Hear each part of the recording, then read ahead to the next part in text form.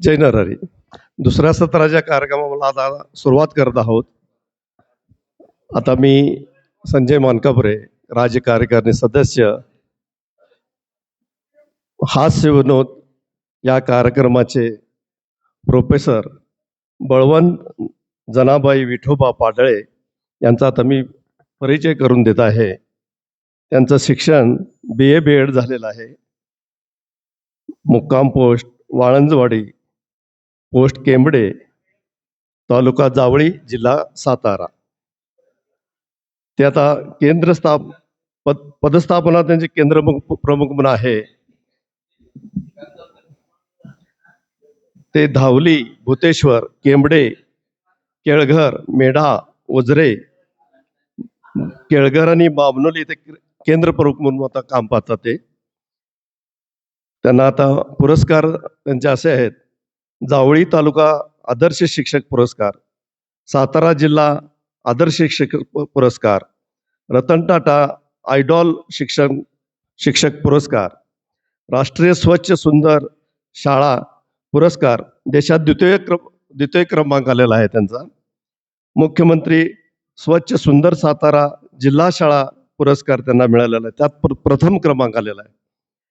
आणि स्वच्छतातून राष्ट्रीय पुरस्कार व सन्मान असे बरेच त्यांना पुरस्कार मिळालेले आहेत. असे हर हुन्नरी कलाकार आपल्याला आज या कार्यक्रमासाठी भेटलेले आहेत. तर त्यांनी आपल्या कार्यक्रमाला सुरुवात करून या कार्यक्रमाला इथं उपस्थित महामंडळातील पदाधिकारी, आपले सदस्य, या सर्वांना हसवण्याचं मोठं काम त्यांच्याकडे आहे आणि ते आता आपल्या कार्यक्रमाला सुरुवात करतील. धन्यवाद. एकदा जोरदार टाळ्यांनी त्यांचं स्वागत करा. नमस्कार. परिचय भला मोठा करून दिलाय. तुम्ही हसताय का माझंच हसं होतंय मला काय कळालं. पाटील गुरुजींचा फोन आला. पाटील गुरुजी आणि मी, बापूराव पाटील, आम्ही महाबळेश्वर तालुक्यामध्ये 2000 ते 2005 काळामध्ये दोघंही सर्व्हिसला होतो. त्यावेळपासूनची आमची दोस्ती. 4 दिवसापूर्वी त्यांचा फोन आला. म्हणला, पाडळे सर, तुम्हाला माझ्या ठिकाणी एके ठिकाणी जावं लागणार आहे. म्हटलं, का हो?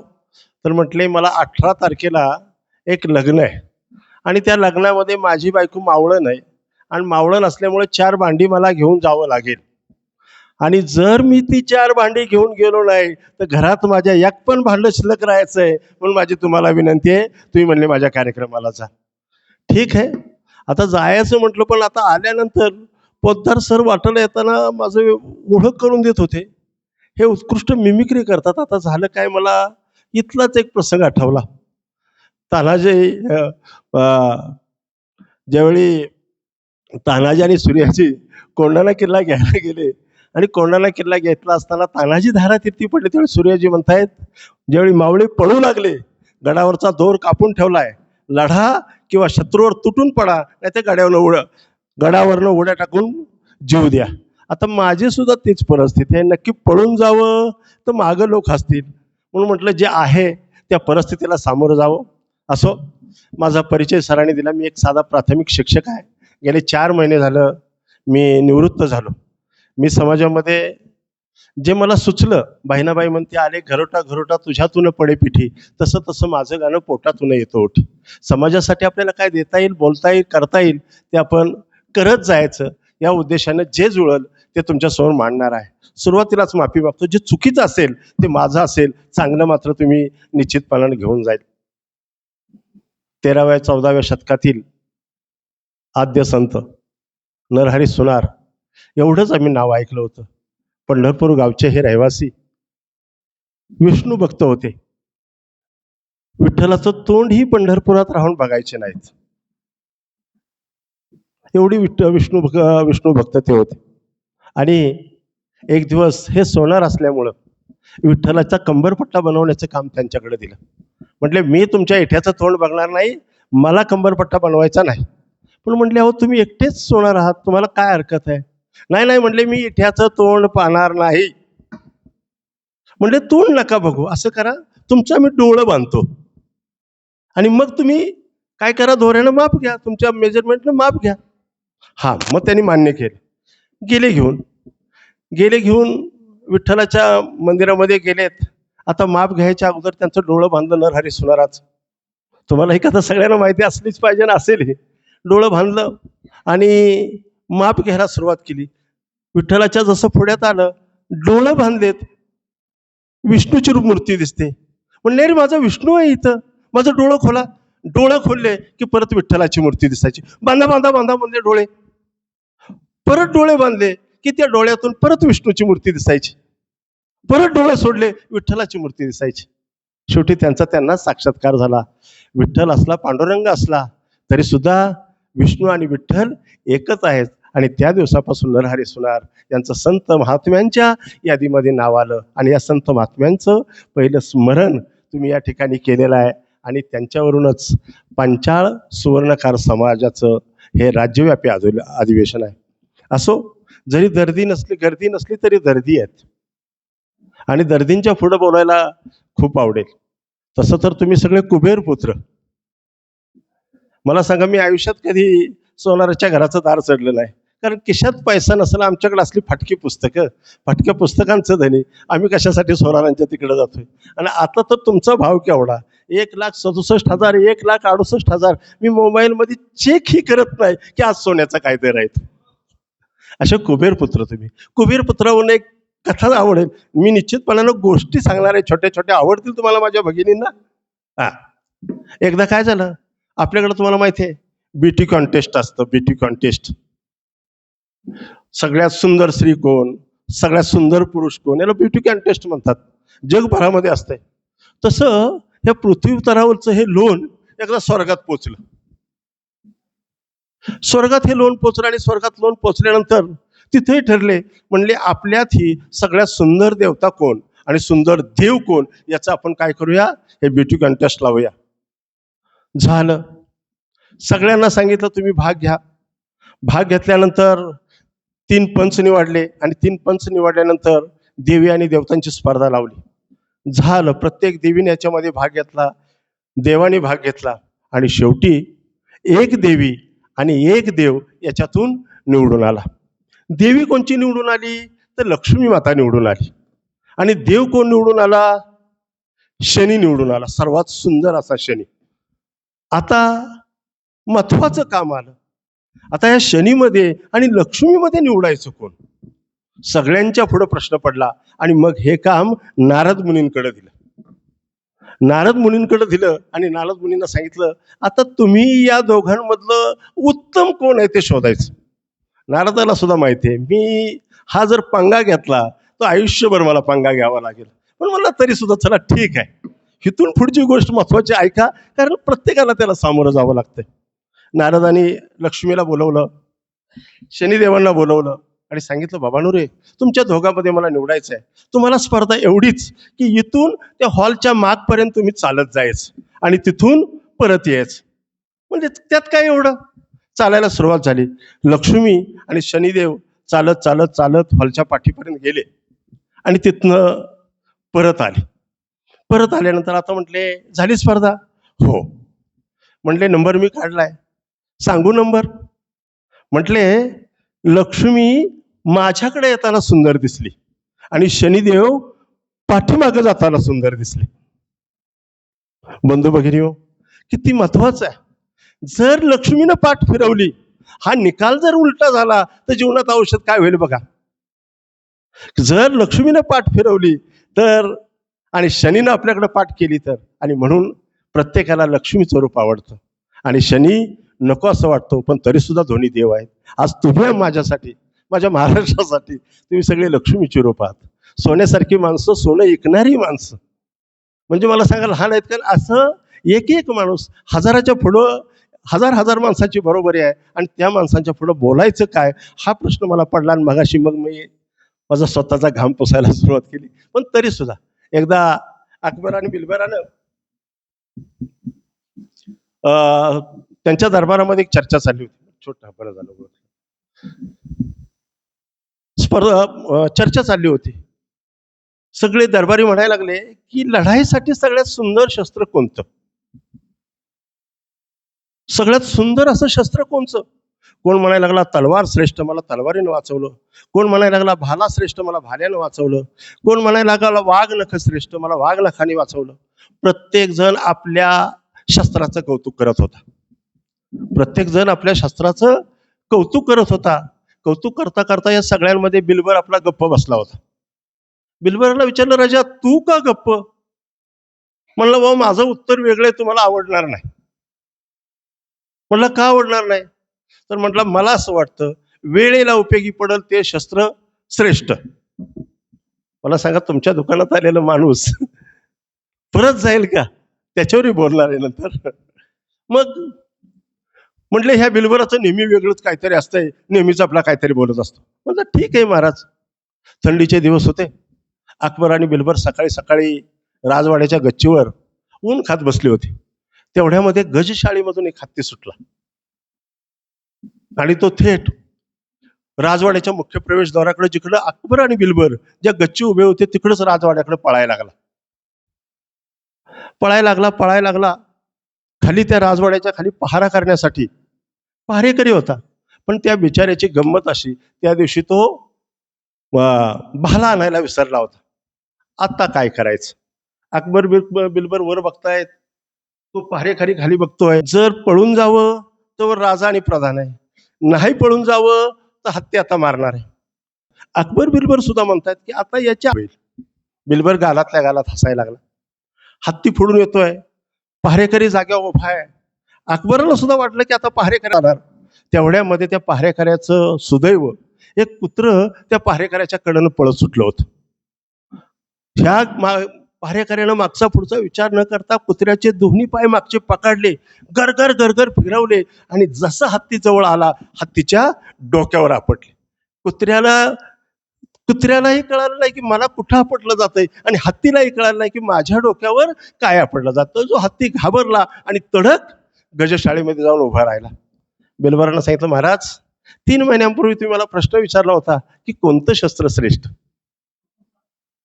जे वेळेला उपयोगी पडेल. बंधू हो, हा अनुभव तुम्हाला दररोज नम्मी येत असणार आहे. पण असं असलं तर गिऱ्हाईक मात्र परत तुमच्याकडे तुम्ही जाऊन देत नाही.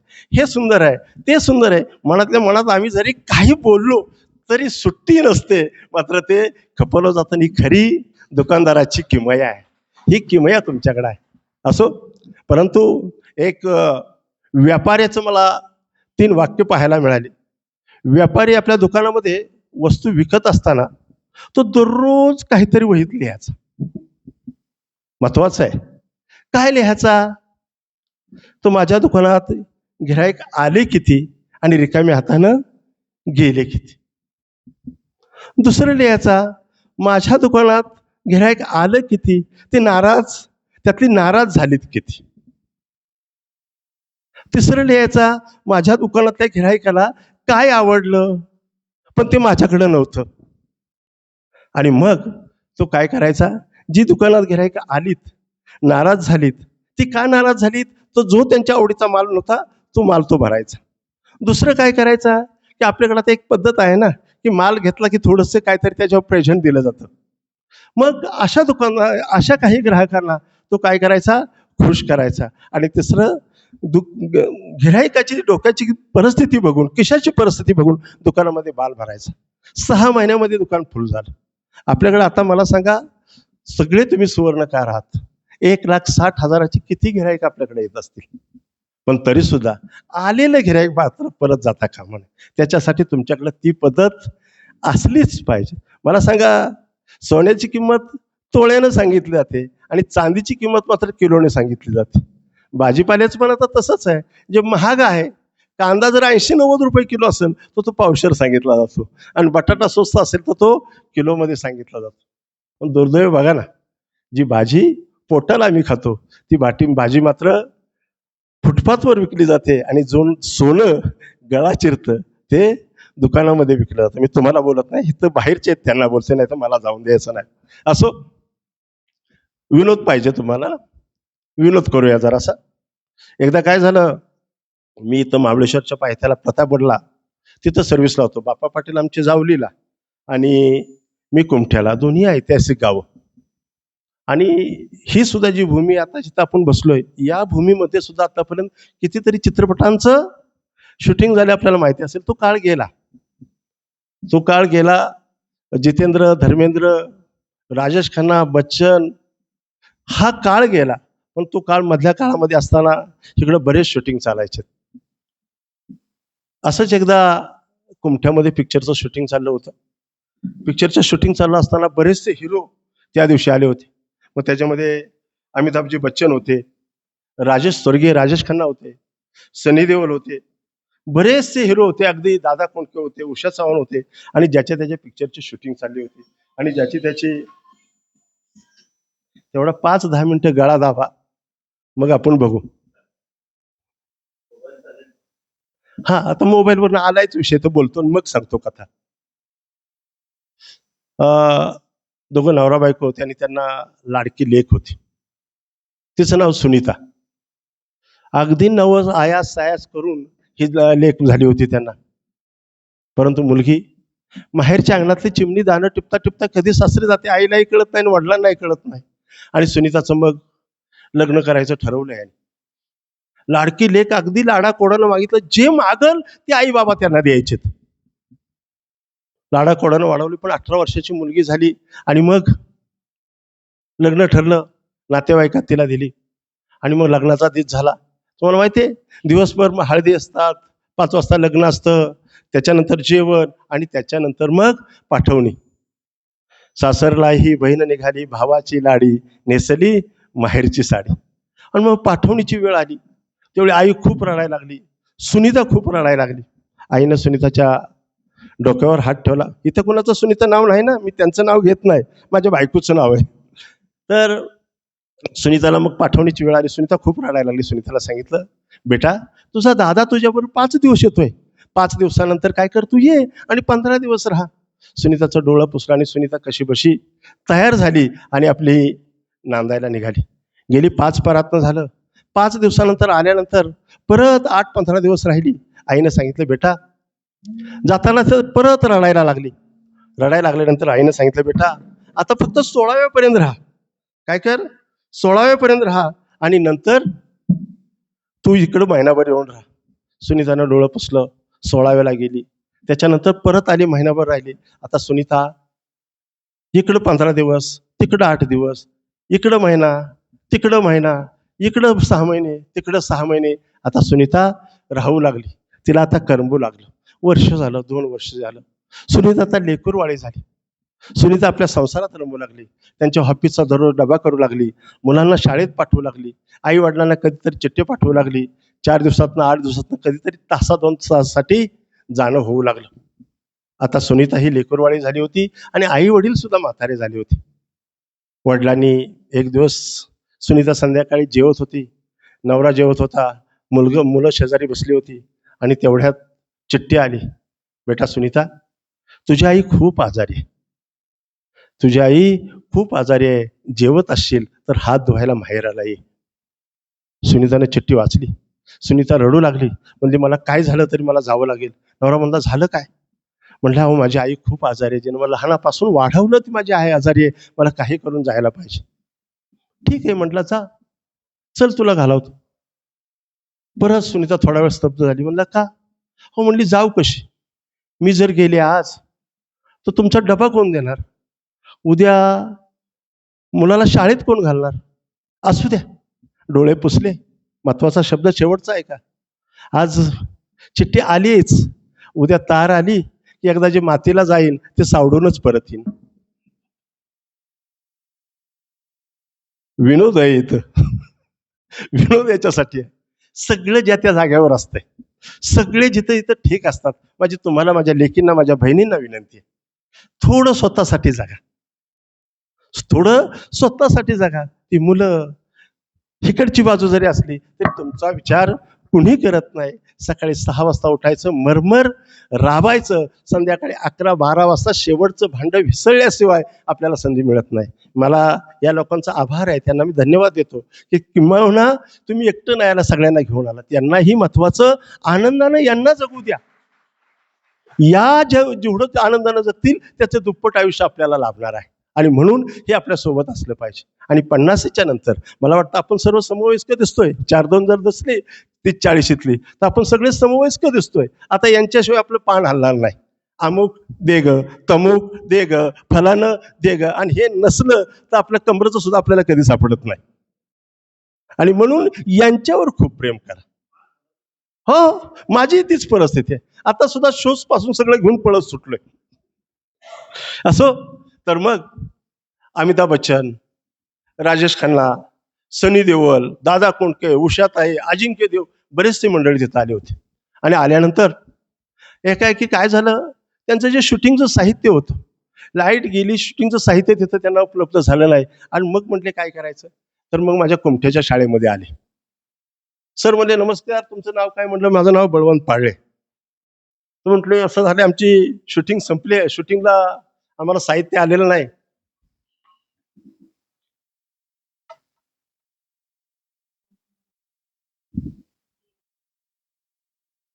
शूटिंगचं साहित्य आलेलं नाही, आम्हाला जरा वर्गात ते शिकवायला संधी देता का?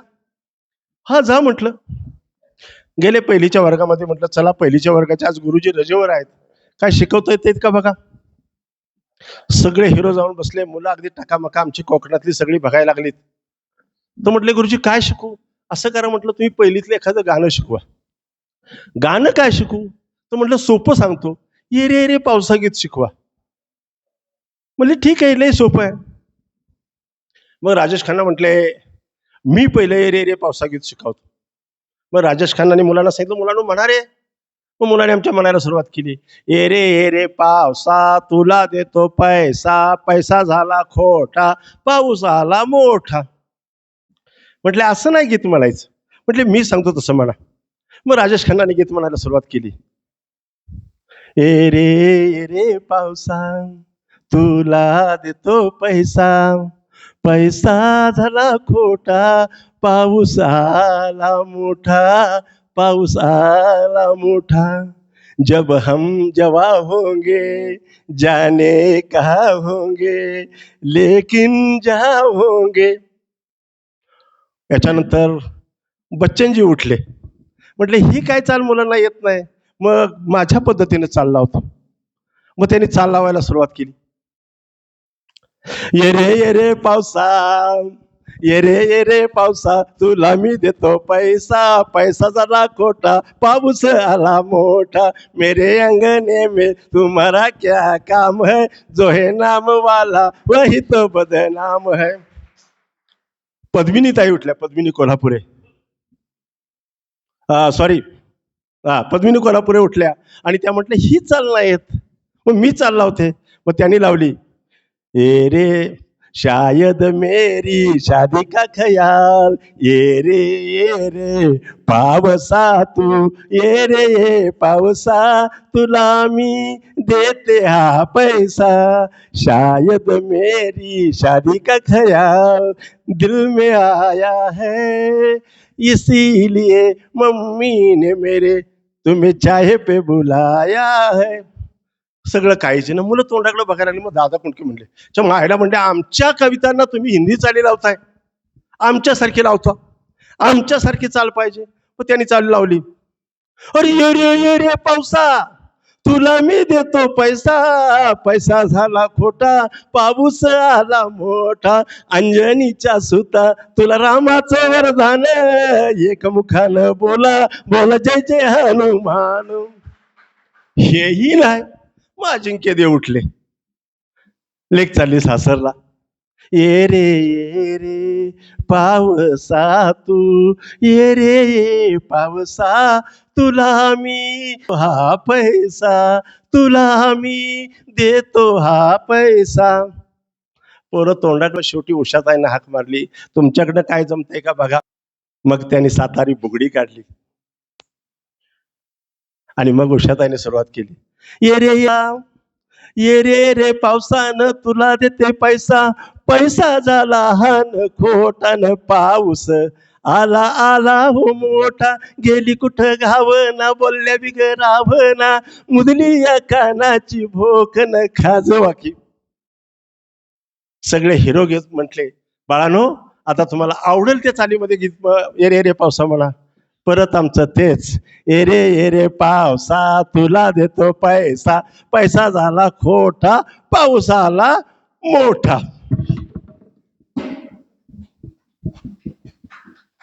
आमच्या शाळांची ही अवस्था आहे.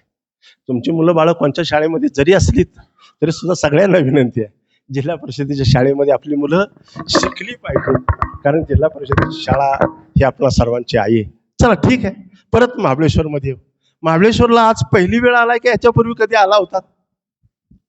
आला होता? इकडं महाबळेश्वर बद्दल काय माहिती? काय माहिती? जाऊया जरा इतिहासामध्ये. या महाबळेश्वर शहराचं नाव नहीर होतं, त्याच्यानंतर ते मालकमपेठ झालं आणि त्याच्यानंतर जुनं महाबळेश्वर नवं महाबळेश्वर असं नाव आलं. जर हे महाबळेश्वर नसतं तर प्रतापगडचा दुसरा किल्ला या ठिकाणीच झाला असता. ज्यावेळी रावणाचा बिमोड करण्यासाठी श्रीरामानं शस्त्र हाती घेतलं त्यावेळी आही आणि मही ही दोन राक्षस इथं ज्यावेळी आलेत त्यावेळी आहीचा वध झाला आणि महीचा वध होणार होता. त्यावेळी त्याने विष्णूला सांगितलं, मला मारू नकोस, मला तुझ्या नावानं इथं राहायचं आहे. आणि मही राक्षसाच्या नावानं महाबल, अतिबल आणि महाबल अशी त्यांची दुसरी नावं, या महाबलाच्या नावानं याला महाबळेश्वर असं नाव पडलं. जर तुम्ही जुन्या महाबळेश्वरला गेलात तर जुन्या महाबळेश्वरला एके ठिकाणीच 5 नद्या उगम पावल्यात, कृष्णा, कोयना, सावित्री, गायत्री आणि वेण्णा. यांची एक कथा आहे. एकदा ब्रह्मा विष्णू महेश तुमच्या आमच्यासारखे महाबळेश्वरला फिरायला आले. आपण आज येतोय म्हणून नाही, हे त्या काळापासून सुद्धा महाबळेश्वरला फिरायला लोक येत होते, देवादिदेव येत होते. आणि त्यावेळी ज्यावेळी हे ब्रह्मा विष्णू महेश या महाबळेश्वरला फिरायला आले, संध्याकाळ झाली, उशीर झाला आणि जाताना मात्र आपल्या कुटुंबाला त्याने आणलेलं होतं. लक्ष्मीला, पार्वतीला, सरस्वतीला आणलं नव्हतं. आणि मग संध्याकाळ झाली, आता जायचं कसं? मग देवानी विनंती केली विष्णूला की देवा, आता आमचं काहीतरी मनोरंजन कर. आता रात्र तर आपल्याला कशी घालवली पाहिजे, ह्या काळ्या कुट्टा अंधारात जंगलामध्ये आपण सगळेजण आहोत, मग काहीतरी तुम्ही करमणूक करा. विष्णू म्हणला ठीक आहे. आणि विष्णूने कृष्णाचं रूप घेतलं, कृष्णा नर्तकीचं रूप घेतलं आणि त्यांनी नाचायला सुरुवात केली. यांनी गंमत काय केली होती, हे तिघं आले होते पण येताना मात्र यांचा मोबाईल विसरला होता. कोण मोबाईल त्यावेळचा? देवादिदेव नारद मुनी, ह्याला विसरला होता. आणि मग त्यांनी राग काढला, म्हटले मला विसरून जाताय काय, तुमची सुट्टी नाही. हे गेले स्वर्गात आणि तिघी देवीनं सांगितलं, का बयानो तुम्ही इथं बसलाय, तिकडे देव काय करतायत? म्हणजे काय करतायत? अहो तुम्हाला टाकून तिकडं महाबळेश्वरात त्यांनी नाच घातलाय, धिंगाणा घातलाय. लगेच तिन्ही देवी निघाल्या. त्यांच्या आधी हाच येऊन इथं पोचला आणि त्यांनी सांगितलं, बाबा रे पळा लवकर, तुमच्या तिघी देवता इथं आल्यात आहे. आणि मग ज्या अवस्थेमध्ये होत्या, ज्या अवस्थेमध्ये देव होते, त्या अवस्थेमध्ये त्यांनी त्या महाबळेश्वराच्या मंदिरातून उडी टाकली. जी पहिली उडी टाकली कृष्णा नर्तिकीनं, विष्णूनं, ती कृष्णा नदी भावून पहा संबंधाखाली कर्नाटकात जाते. जर कधी कृष्णा नदीच्या किनाऱ्यानं गेला तर तुम्हाला सगळी कृष्णाईची मंदिरं तिथे दिसतील.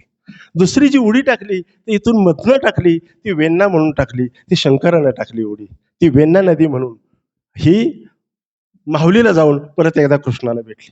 त्याच्यानंतर तिसरी जी उडी टाकली कोयनेनं, ब्रह्मदेवानं, ती इकडून टाकली, ही कोयना म्हणून इकडं वाहते.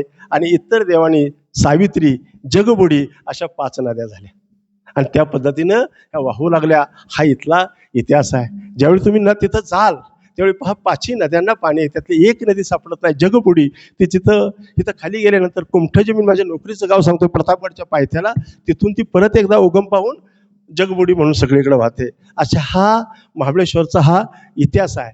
नहीर हा शब्द मी वापरला होता. नहीर, नही नदी, नदी, नदीचं घर ते नहीर, म्हणून या शहराला नाव होतं पूर्वी नहीर म्हणायचे. तर आज ही आमची जुनी जाणती माणसं आहेत, ती महाबळेश्वरला जातोय म्हणत नाहीत, मालकम पेठेला जातोय म्हणत नाहीत, परंतु ती नहीरला जातोय, नाहेरला जातोय असं म्हणतायत. माझं गाव इथून 20 किलोमीटर अंतरावर आहे. आम्ही पूर्वी या डोंगरानं चालतच यायचो. मग खंडाळ्याचा घाट बदलला, खंबाटकी घाट बदलला, पण आमचा जो काळ्या काड्याचा कडा आहे तो बदलता येणार. एवढं काम झालं पण तो बदलता येणार, कारण एक दगड जरी वरून सुटला तर खाली 5-6 गावांवरच जाऊन तो अडेल, म्हणून ह्या डोंगराचं काम करतायत. आणि तुम्ही कुठल्याही बाजूने पहा, याला सपाटी कुठल्याही बाजूने हे टोक आहे, म्हणून हे नदीचं घर या ठिकाणी आला आणि इथं तुमचं स्वागत आहे. पण असं जरी असलं ना, असं तर महाबळेश्वरला सगळं आहेत, हॉटेल आहेत, लॉजिंग आहेत, बोर्डिंग आहे, पण इथं मात्र महत्वाचं मंगल कार्यालय तुम्हाला दिसणार नाही. इथं तुम्हाला मंगल कार्यालय दिसणार नाही. पण तिथं जरी मंगल कार्यालय दिसलं नसलं तरी लग्नानंतरच्या मंगल कार्याला लोक इथं येतात, येताना दोघं येतात आणि जाताना मात्र तिघं जातात. लोकसंख्या वाढीचं मूळ ठिकाण महाबळेश्वर आणि पाचगणी आमचं. असं आपल्याला त्या वयाचा आपला संबंध नाही, पण तरी सुद्धा ही माहिती तुम्हाला असणं गरजेचे आहे. आणि म्हणून या ठिकाणी तुम्ही आलाय, तुझं कौतुक आहे. असं जाऊया पुढं. अजून काय अपेक्षा असेल ती सांगत नाही, तसा तसा बोलत जाईल. जरासं आणखी आपण आता मागं मागं जात जाऊया. जीवनामध्ये अपयश आपल्याला नसलं पाहिजे. तुम्हाला माहिती आहे, तरुणांसाठी एडविन आणि रेनाल्डो हे जगदेते फुटबॉलपटू होते. जगजेते फुटबॉलपटू होते. ह्यातला एडविन आणि रेनाल्डो हे ज्यावेळी पोर्तुगालसाठी खेळत होते आणि त्यावेळी ज्यावेळी कॉलेजला सिलेक्शन देशासाठी करायची वेळ आली, त्यावेळी एडविन आणि रेनाल्डो हे दोघेही होते. दोघे असताना पहिला बॉल पास केला एडविननं, 1 पास त्याला मिळाला, 1 गोल मिळाला. दुसरा गोल केला रेनाल्डोनं, परत तिसरा गोल केला एडविननं, त्याचा दुसरा गोल व्हायला आला. पण एडविननं त्याच क्षणी आपला बॉल सोडून दिला आणि रेनाल्डोच्या पायात ढकलला. रेनाल्डोनं दुसरा गोल केला आणि रेनाल्डो जगजेता ठरला. सिलेक्ट कमिटीमध्ये सिलेक्शन झालं. मॅच संपली आणि बाहेर आल्यानंतर रेनाल्डो एडविनच्या गळ्यात पडला आणि म्हटला, तू असं काय केलंस? तुझं सिलेक्शन होणार होतं, तू असं काय केलंस? त्यावेळी एडविननं सांगितलं, राजा रे, तू जगजेता होणार आहेस, मी जगजेता कधीच होणार नाही. आणि म्हणून म्हटलं, मी हा गोल तुझ्यासाठी पास केला. बंधूंनो, ज्यावेळी पहिली मॅच हा रेनाल्डो जागतिक दर्जाची जिंकला, त्यावेळी त्यानं पहिली जी गाडी खरेदी केली, ती गाडी एडविनला भेट दिली. एवढ्यावरच थांबलं नाही. काही दिवस गेल्यानंतर एक दिवस रेनाल्डोच्या दारामध्ये एक जबरदस्त किमतीची अशी 20 कोटी अशा किमतीची गाडी दारामध्ये येऊन उभी राहिली. मग रेनाल्डोनं लोकांना विचारलं, माझा ओळखीचं कोण आहे? गाडी कोणी आली? मग शोध घेतला. त्यावेळी एक फॅन आला. रेनाल्डोचं म्हणला, मी तुमचा फॅन आहे. तुम्ही ज्यावेळी मॅच जिंकली त्यावेळी जर्सी काढून माझ्या अंगावर फेकली, त्या जर्सीवर मी सही तुमची घेतली, ती जर्सी मी $20 कोटी विकली, उद्योगधंदा उभा केला, आज मी खूप मोठा आहे आणि त्याच्यात एक छोटीशी भेट मी तुम्हाला दिली. म्हणजे तुम्हाला सांगणं आहे की दुनिया गोल आहे. रेनाल्डोनं एडविनला आणि कुठल्या तरी फॅननं रेनाल्डोला, हे दुनियाचं चक्र आहे. जीवनामध्ये ज्या वेळी असे काही प्रसंग येतात ना, त्यावेळी आपला हात मोठा असला पाहिजे. माझी विनंती आहे तुम्हाला, कशासाठी? की माझ्यासारखी गरीब गिरायक आहेच, आम्ही गरीब, मग आमच्या घरी शब्दांचीच रत्ने, ज्यावेळी दुकानात येईल त्यावेळी त्याची परिस्थिती बघू नका, पण त्याला रिकाम्या हातानं कधी पाठवू नका. वर हिसाब करणारा बसला, निश्चितपणानं कुठंतरी एखादा धनाढ्यही तुमच्याकडे येईल, पण त्याची ती सोन्याची गरज कदाचित लेकीसाठी असेल, लेकासाठी असेल, किंबहुना बायकोची इच्छा पुरी करायची असेल, पण ती त्याच्यासाठी माघार घेऊ नका म्हणून ही गोष्ट सांगण्याचा प्रयत्न. नाहीतर जन्मात आपल्याला, तुम्हाला माहिती आहे, आता जरा कीर्तनाकडे जाऊया. आपल्याला तसं माणसाला 25 वर्षाचंच आयुष्य, बरं का मंडळी, 25च वर्षाचं आयुष्य. पण माणूस हा प्रत्येक गोष्टीतच त्याला स्वार्थ. मी बोललेलं आवडतंय ना, बोलू, हे नक्की बोलू ना, का हसवायचंच आहे सर? जरासं जीवनाचं गणित जरा बोलू ह्या वयासाठी, टेन्शन फ्री हो. 25 वर्षाचंच आयुष्य. मग हा माणूस गेला की देवाकडे. ब्रह्मदेवा म्हटला, तू माझ्यावर अन्याय केलायस, मला 25 वर्षाच्या आयुष्यात मी काय करू म्हटला. ब्रह्मदेवानं सांगितलं, ज्यावेळी मी तुम्हाला आयुष्य वाटत होतो त्यावेळी तुम्ही गायब होता, माणसाची जात तुमची, तुम्ही येतच नाही, त्यावेळी तुम्ही नव्हता, मग इतर प्राण्यांना मी देऊन टाकलं. असं नाही म्हटलं. अरे मी म्हणला, आताच 25 वर्षाचं झालो की माझं लग्न व्हायला पाहिजे, मला मुलंबाळ व्हायला पाहिजेत, नातवंड व्हायला पाहिजेत, सुखाचे दिवस आले पाहिजेत. 25व्या वर्षात मी काय करू लगेच संपतोय. म्हणले बघ बाबा, मी तुला 25 वर्षाचं आयुष्य दिलंय, पण जर एखाद्या प्राण्यानं तुला कोणाला दिले, बाकीच्यांना 50-50 वर्षाचे आयुष्य दिले, तर बघ. मग हा गेला बैलाकडे. मला बैल दादा म्हणला, तुला 50 वर्षाचं आयुष्य दिले, मला देतोस का त्यातलं 25 वर्षाचं आयुष्य? म्हणलं काय झालं? दिवसभर मरमर मरायचं, धन्याची चाकरी करायची, संध्याकाळी वैरण खायचं, त्याच्यापेक्षा माझं 25 वर्षाचं आयुष्य तू घे. झालं. ब्रह्मदेवाकडे गेला, ब्रह्मदेवाला सांगितलं बैल मला देतोय. घेतले ह्यानं आयुष्य, खुश. 1-2 दिवस. आता लग्न झालं, पोरं बाळं आलीत.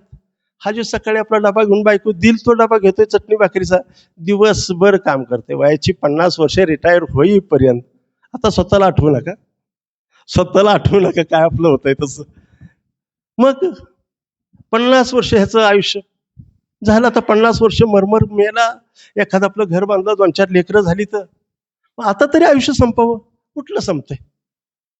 गेला परत ब्रह्मदेवाकडे. तेव्हा म्हटला, आताच म्हटला लग्न झालं, पोरं बाळं झालं, आता माझी पोरं बाळं मोठी होऊ दे आणि मग मला मार. म्हटलं आता तुला आणखी काय करू, अजून तुझं समाधान नाही? म्हटलं जा आणखी कुठल्या प्राण्याकडे मिळते का बघ. गेला, कुत्र्याकडे गेला. म्हटलं तुझं आयुष्य देतोस का रे मला 25 वर्षाचं? कुत्र म्हटलं देतो बाबा, घे. म्हटलं काय मला बी राखण केली तरी संध्याकाळी माझ्यावर दांडकाच. आता हे माणसाला समजायला पाहिजे. ह्याने घेतलं, खुश झालं. आता पोरं बाळं झाली, ते पोरं जवानीत आले, ते पोरांचे लग्न व्हायला लागलेत. हे आपलं बांधलंय घराचं, कुठं दरवाजा दुरुस्त करतंय, पत्रा गळतोय ते दुरुस्त करतंय, शेताभाताचं बांध भरतंय. आता तरी थांब. आणि संध्याकाळी आल्यानंतर काय, बायका पोरं तिकडं लोक सून मजा करतात, ह्याला आपलं हाय म्हातार, आपलं आहे कुत्र्यासारखं जीवन आपलं. झालं 75 वर्षाचं आयुष्य. आता तरी जा. हट, कुठलं जाते? परत गेलं ब्रह्मदेवाकडे. आताशी माझी नातुंड आलीत, मला सुनमुख बघायला मिळाले, माझी नातुंड आली, त्यांना मला खेळवायचं. ब्रह्मदेव म्हटलं आता तुला कुठला प्राणी द्यायचा नाही, बघ दुसरं कोणी एखादा पक्षी देते. हे गेलं गोबडाकडं. म्हणलं देतोस का तुझं 25 वर्षाचं आयुष्य? म्हणलं घे. आता झालं 75 वर्षाचं. बघा आता आजूबाजूंची अवस्था. असं बसलेलं असतं आपलं संध्याकाळी. हे पोरा, कुठलं नातून पाणी दिना, कुठलं पोर दिना, येतंय ते खातंय, तरी सुद्धा आपलं संध्याकाळी हे असं, हे असं. मंडळी, हे जीवन आपल्याला येऊन आहे. ह्याच्यातून सांगायचं तात्पर्य आहे, आला श्वास गेला श्वास जीवात उचरत अंतर. अरे जगन मरण एका श्वासाचा अंतर. आलाय तो जाणार आहे. पण याच्यात मला तत्व एवढं सांगायचंय, सशक्त राहा, सशक्त राहा. झाली 25 वर्ष झालं की संसार ज्यांना द्यायचा आहे 50 त्यांच्या हातात द्या. बाळपणाचं रांगणं, तरुणपणाचं वागणं आणि म्हातारपणाचं वाकणं हे आपल्याला समजलं पाहिजे. नाही तर माझं काभाड वज असं करत बसण्यापेक्षा ज्याचं आहे त्याच्या ताब्यात द्या. संपलं वेळ? 5च मिनिटं ना? ठीक आहे, मी पण सुटलो. ठीक आहे, 5च मिनिटं घेतो. एक कथा गाळतो, एकच कथा घेतो. मुंबईमध्ये राहणारा एक गिरणी कामगार होता. बारकाईनं गोष्ट ऐका. मुंबईमध्ये राहणारा एक गिरणी कामगार होता. मिलमध्ये काम करत होता आणि काम करत असताना अगदी संसार सुखाचा चालला होता. बायको डबा करून द्यायची, हा खाया घ्यायचा. सकाळी 9 वाजता कामावर जायचा. कामावर जात असताना घराच्या शेजारी एक पानची टपरी होती. त्या पानाच्या टपरीवर 2 रुपयाचं पान घ्यायचा. पान खायचा दुकानदार 2.25 रुपये घ्यायचा. 4 आणे परत द्यायचा. 4 आणे मिळाल्यानंतर त्या टपरीच्या शेजारी एक भिकारी भीक मागत बसलेला असायचा. त्याच्या त्या झोळीमध्ये 25 पैसे टाकायचा, 4 आणे टाकायचा आणि कामावर जायचा.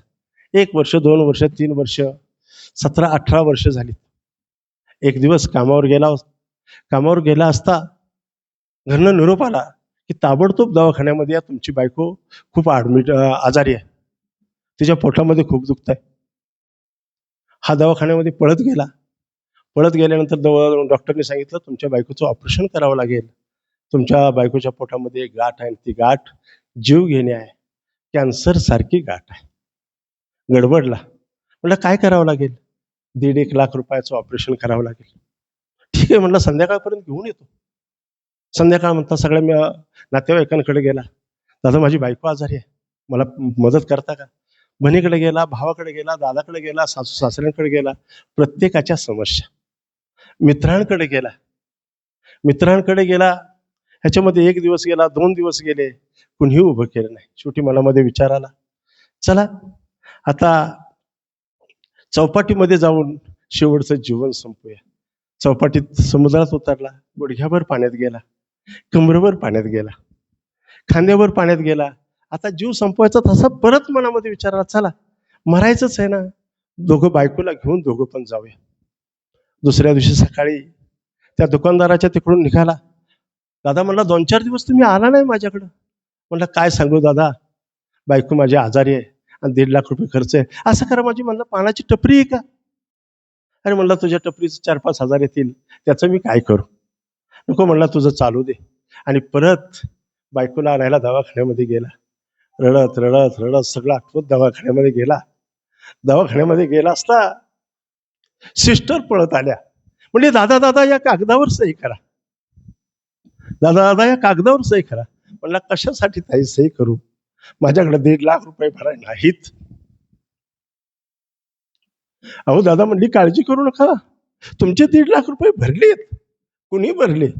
तो पहा, तो खांद्यावर घोंगडी घेतली ना, त्या घोंगडीवाल्याला तुमचे पैसे भरलेत. त्या घोंगडीवाल्यानं कोण होता तो? ज्याला 18 वर्ष 2 रुपयातले 4 आणे जो भीक म्हणून देत होता, तो भिकारी आज मित्र म्हणून त्याच्याबरोबर आला होता. माझी तुम्हाला विनंती आहे, पांचाळ समाज महाराष्ट्र म्हणताय तुम्ही, कदाचित काय माझे मित्र पोद्दार सर कराडचे असतील, कोण कोल्हापूरचं, पण महाराष्ट्रातनं येत आहे. ही एकी, ही मैत्री जपा. आणि याच्याही पेक्षा ज्यावेळी कुणाच्या जीवाभावाला एखादा प्रसंग येईल, त्यावेळी मित्र म्हणून पाठीशी उभं राहा, कारण दुनिया गोल आहे. निश्चितपणानं तुम्हाला परत मिळत राहील.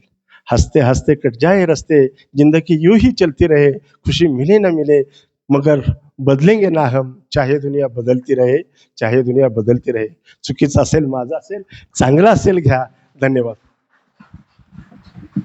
एक सांगायचं राहिलं, माझं एक छोटंसं कवितांचं पुस्तक आहे.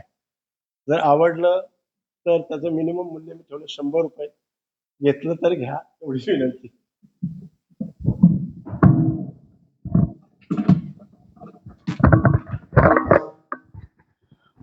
खूप छान सर. अशी एक म्हण आहे, बोले तैसा चाले त्याची वंदावे पाऊले. आज आपण आपल्या ओघवत्या वाणीतून आम्हाला म्हणजे 700 वर्षापूर्वीचा इतिहास, त्याचबरोबर अकबर बिरबल आणि आत्ताची लेटेस्ट जी लाईफस्टाईल आहे, ह्याबद्दलचा एक चांगला 700 वर्षापासूनचा उलगडा तुम्ही आपल्या ओघवत्या वाणीतून केलेला आहात. आणि हे सगळं करत असताना थोडं हसवणं, थोडं इमोशनल होणं आणि रडवणं, हे सगळं आपण ह्या आपल्या व्याख्यानातून तुम्ही इथं मांडलेलं आहात. त्याचबरोबर तुम्ही जाता जाता एक लास्टचं एक सूचना वजा एक संदेश तुम्ही इथं देऊन गेलात की मैत्री का जपावी. ह्याच प्रयत्नात गेली 10 वर्ष महाराष्ट्र राज्य पांचाळ सोना समाज महामंडळ आणि आपण इथं आलात. आम्ही महाराष्ट्र राज्य पांचाळ सोना समाज महामंडळ आपलं मनापासून आभार व्यक्त करतोय आणि फुल ना फुलाची पाकळी म्हणून आपल्या महामंडळाकडून आपल्याला एक छोटीशी आठवण आपल्याला देत आहोत. मी महामंडळाचे अध्यक्ष प्रकाशदादा पोद्दार, उपाध्यक्ष दिवाकरजी पोद्दार आणि रामानुजी तपासे यांना व्यासपीठावर बोलवतोय. आज हा व्यासपीठ फक्त आम्ही त्याला व्यासपीठ म्हणतोय. आज कुठलाही स्टेज नाही, कुठलाही औपचारिक कार्यक्रम इथं नाही आहे. फक्त इथं सगळी एक फॅमिली म्हणून इथं सगळी हजर आहेत आणि आपण सगळ्यांनी चांगल्या पद्धतीनं मार्गदर्शन सरांनी घेतलेलं, एकदा सरांच्यासाठी जोरदार टाळ्या होऊन जाऊ देत.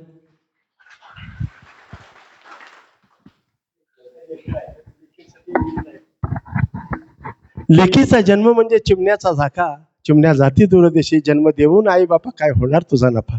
मैना मागं येई तुला आहे झोत्याखाली उभं, केस सावरून निघाल पटकन झब. तिची आई बोले माझे लाडाचे आहे लेक, संगे असेल दागिन्याचं पोत, तरच चढ माझ्या दरवाज्याचं जोत.